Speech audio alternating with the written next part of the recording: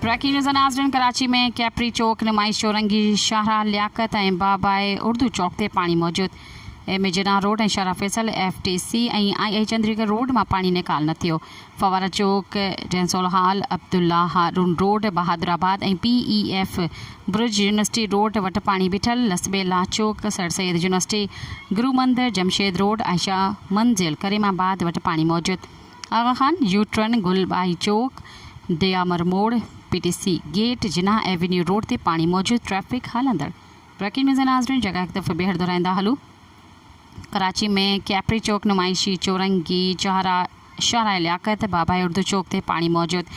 में जिना road शाहरा Faisal FTC ऐं आई Chandigarh road Karachi में पानी निकाल न थियो। Fawara Chowk Denso hall Abdullah Haroon road Bahadurabad PEF bridge university road वटि पानी बीठल।